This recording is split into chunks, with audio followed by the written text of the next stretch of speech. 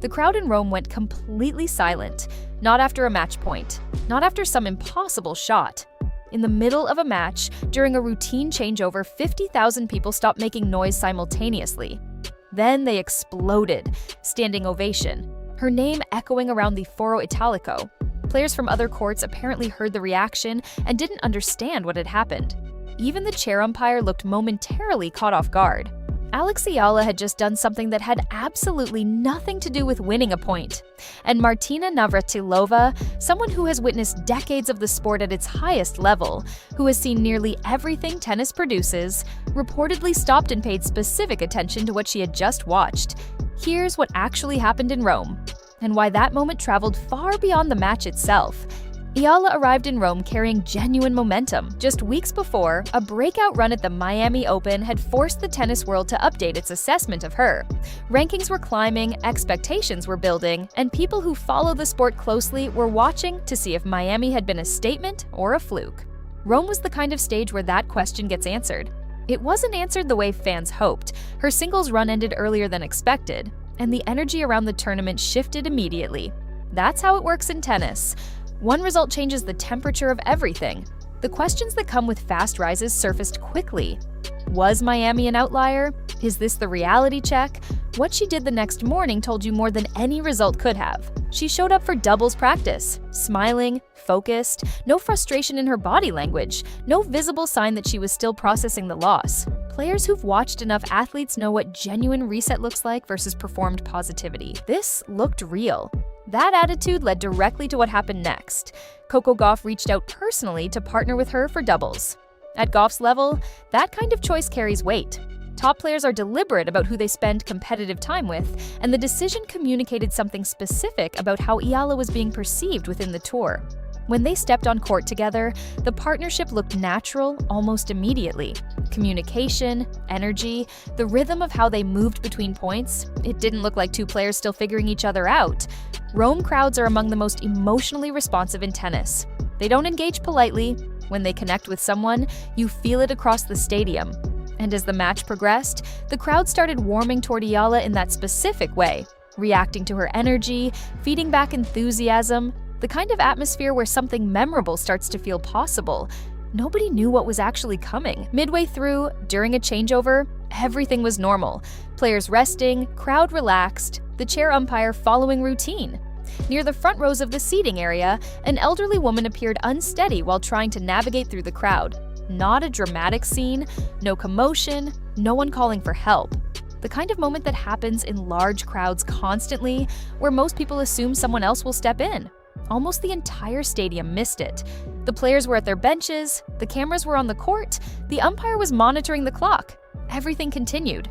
Except Eala looked toward the stands and saw her. Not the confusion around her. The person. Athletes train for years to eliminate exactly this kind of distraction. Mid-match focus is fundamental. Block out everything except the next point. The environment, the noise, the peripheral movement, all of it gets filtered out. That filtering is part of what makes high-level competition possible. She didn't filter this. She kept looking, and then, without any visible deliberation, she put down her racket and walked toward the stands. The immediate reaction from people watching was confusion. Players don't leave the court during changeovers, especially not at this stage of a tournament, especially not when the match is close. For a second, nobody understood what was happening. She reached the elderly woman, extended her hand calmly, and guided her step by step back toward her seat. No performance, no acknowledgement of the cameras, no glance around to see who was watching. The same attention she had been giving the match. She was now giving entirely to this one person. Then the stadium got quiet. The kind of quiet that happens when a large crowd collectively understands something at the same moment. People in the front row saw it first, and the stillness spread backward through the sections as the realization moved through the crowd. They weren't watching a tennis match anymore. They were watching someone choose a person over a point. The silence lasted a few seconds. Then it broke all at once. Standing, applause rolling through the stadium in waves, her name being called from different sections simultaneously. The reaction wasn't polite appreciation. It was the kind of eruption that comes when people feel something unexpected and respond before they've had time to think about it. Eala walked back to the baseline, picked up her racket, and prepared to continue the match. Her expression hadn't changed significantly. No dramatic acknowledgement of the crowd's response. She looked like someone returning from a normal break. That restraint made the moment larger, not smaller. Because Rome crowds have developed a sharp sensitivity to the difference between genuine moments and manufactured ones. Professional sports at this level is saturated with calculated gestures. The practiced celebration, the media-trained humility, the interaction designed to look spontaneous. Athletes learn how to perform authenticity, and the audiences who watch constantly eventually learn to recognize the performance. This didn't have any of that texture. There was no pause for effect, no awareness of optics, no reading of the room before acting. The decision happened before the crowd even registered that a decision was being made. And the absence of any performance element is precisely what the crowd felt and responded to so immediately.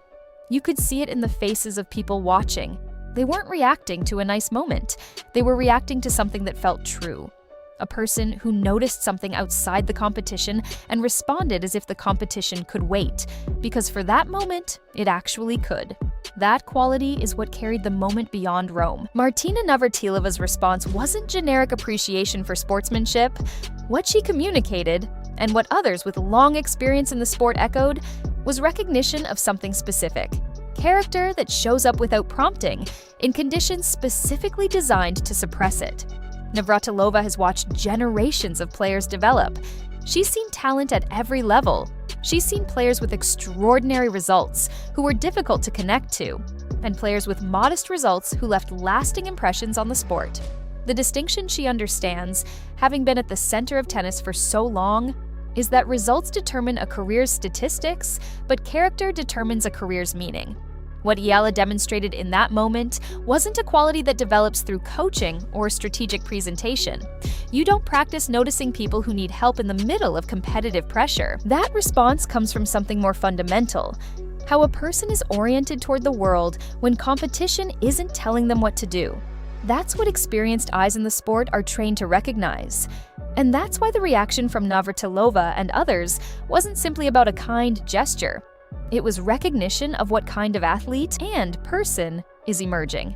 The coverage that followed the moment moved quickly. Clips circulated across social media. People who don't follow tennis closely watched and understood immediately what was significant. The comments weren't primarily about her rankings or her results. They were about what the moment revealed about who she is. There's a particular way that larger reputations get built in sports, and it doesn't follow a simple formula. Results are necessary, but not sufficient. A long career full of titles can leave behind surprisingly few images that stay with people. And a single moment, in the right circumstances, captured in a way that feels real, can define how an entire generation of fans understand someone. Rome wasn't a defining moment in the statistical sense. The match continued, the tournament continued, rankings moved accordingly. None of that is what people are still describing when they bring up what happened there. What they're describing is the silence before the eruption, the walk toward the stands, the extended hand, the return to the baseline as if nothing unusual had occurred. Alex Eala is 20 years old. Her career is built around results that haven't arrived yet at the highest level. The titles, the deep runs at majors, the ranking milestones. Most of that is still ahead of her. But Rome happened. And the question that follows her now isn't just whether the results will come. It's whether the person who walked toward those stands in the middle of a tournament stays visible as the stakes get higher. If she does, the career will be something worth following for reasons that go well beyond the scoreboard. What do you think? Do moments like this matter in the long run? Or does it all come back to titles eventually? Drop your take below. Subscribe for more stories about what actually defines the biggest names in sports.